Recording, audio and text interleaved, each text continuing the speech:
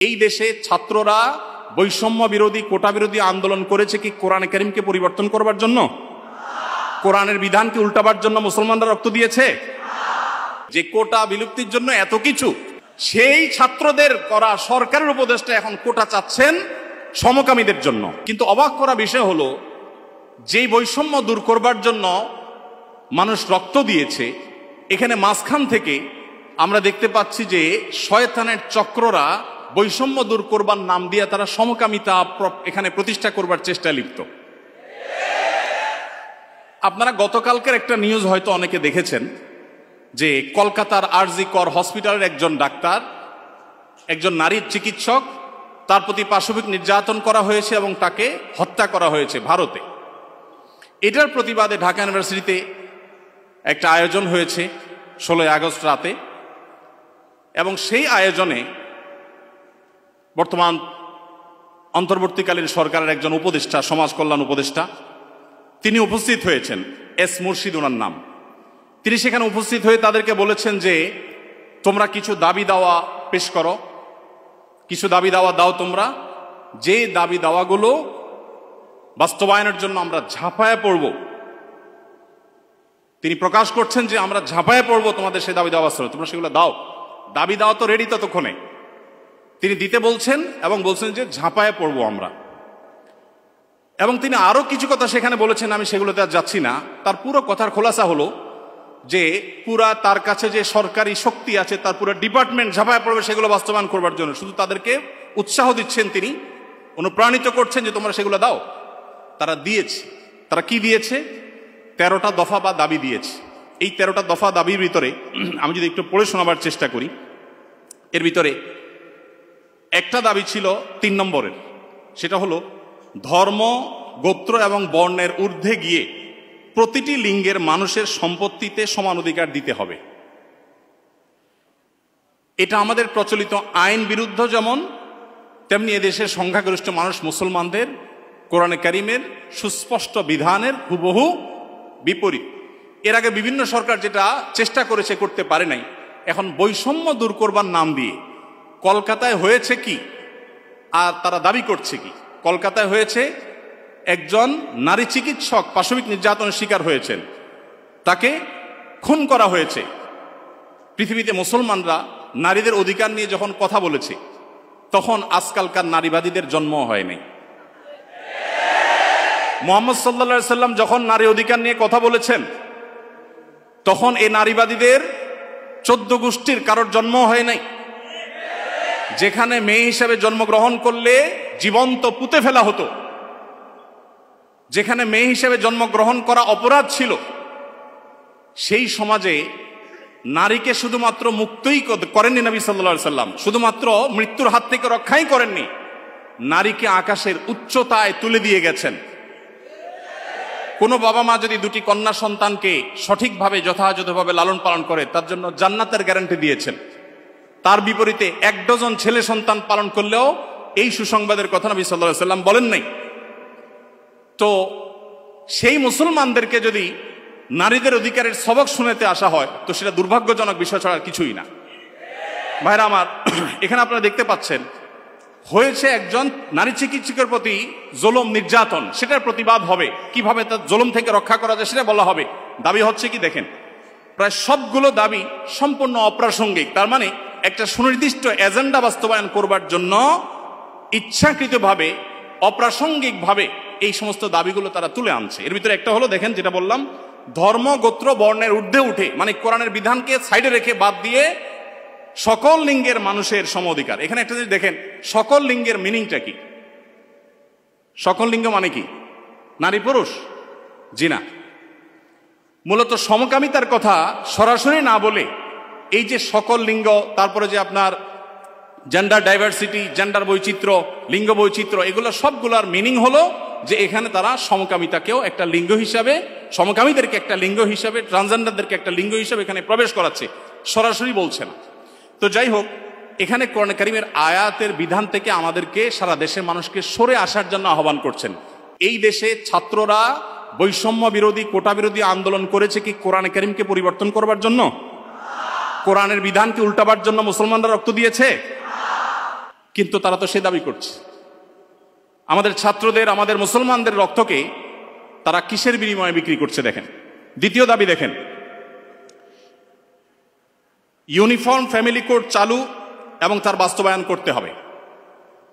এটার সহজ কথা হলো যে মুসলিম পারিবারিক আইন যেটা আছে এটা তুলে দিতে হবে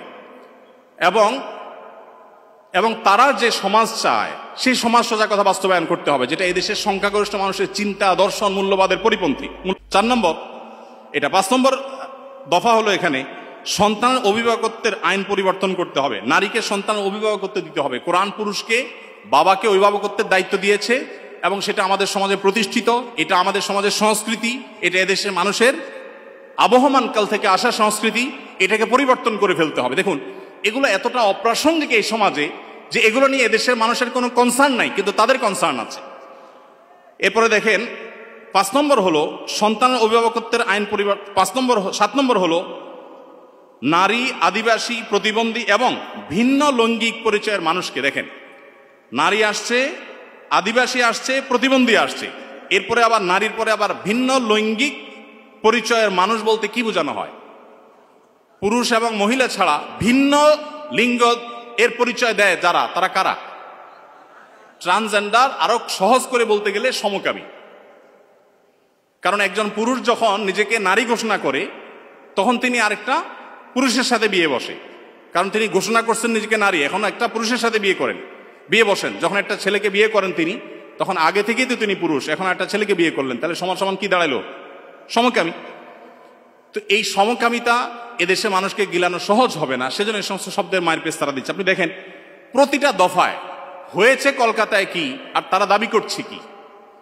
তো এই যে ব্যাপারটা দেখেন, এখানে তারা বলছে যে নারী, আদিবাসী, প্রতিবন্ধী এবং ভিন্ন লৈঙ্গিক পরিচয়ের মানুষদের প্রতিনিধিত্বের জন্য যৌক্তিক অনুপাতে কোটা বরাদ্দ দিতে হবে। যে কোটা বিলুপ্তির জন্য এত কিছু, সেই ছাত্রদের করা সরকারের উপদেষ্টা এখন কোটা চাচ্ছেন সমকামীদের জন্য।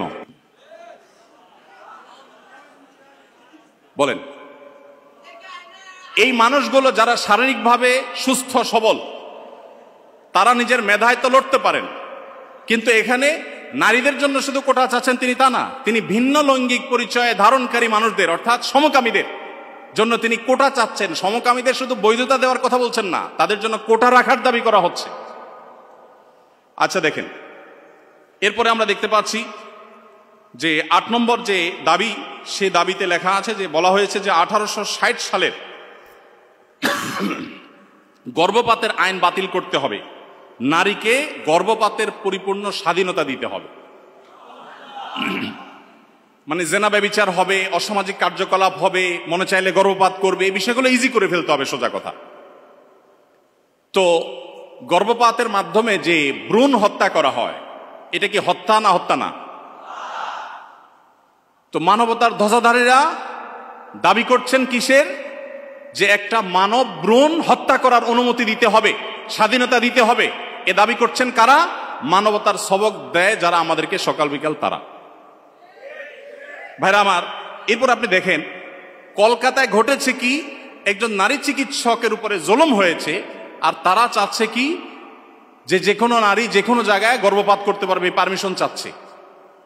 তার মানে যত রকমের অবৈধ সম্পর্ক আছে, জেনা ব্যভিচার আছে, এগুলো করে যাতে কারো টেনশন করতে না হয়, সে রাস্তা যাতে সুগম হয়, সেটা তারা চাচ্ছে। কলকাতা হয়েছে কি আর তারা দাবি করছে কি?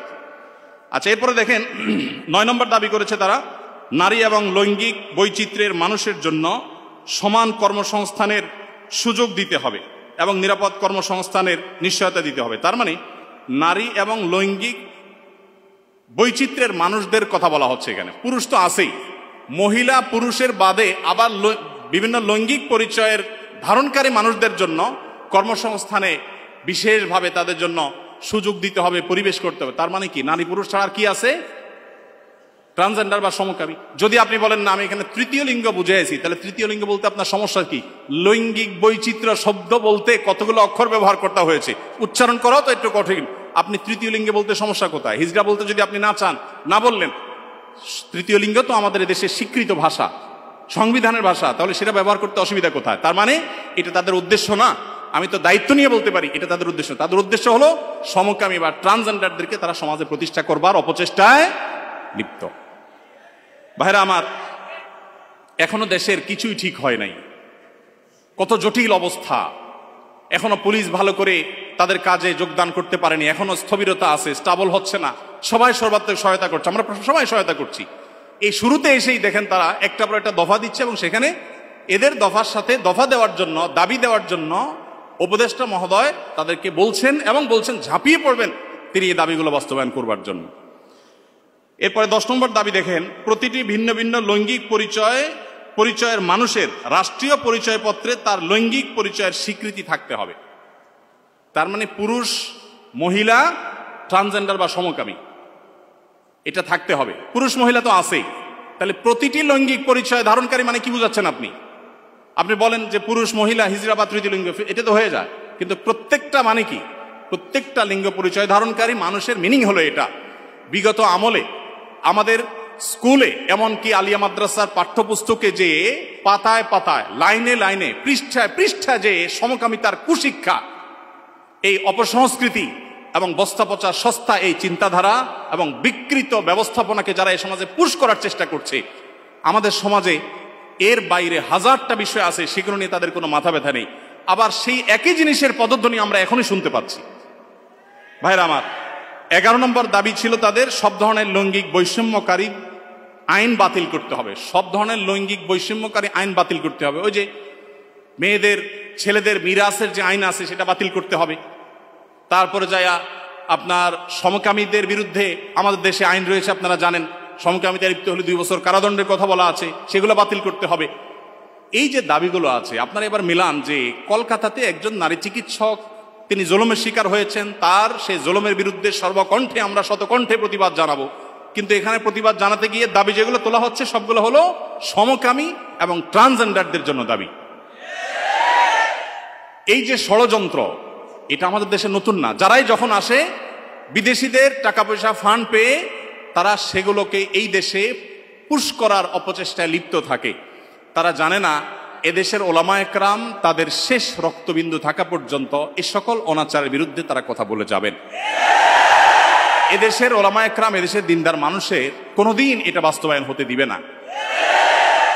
মালয়েশিয়ানরা যদি সমকামীদের যে সিম্বল, তাদের যে রংধনুর সিম্বল, সেই কালারগুলো, সেই 6 কালার, এগুলো যদি কেউ কোনো পোশাকে, আশাকে, ঘড়িতে, কোনো কিছুতে ধারণ করে, আমি যদি ভুল না বলে থাকি, না জেনে থাকি, তাহলে 3 বছর কারাদণ্ডের কথা বলা আছে।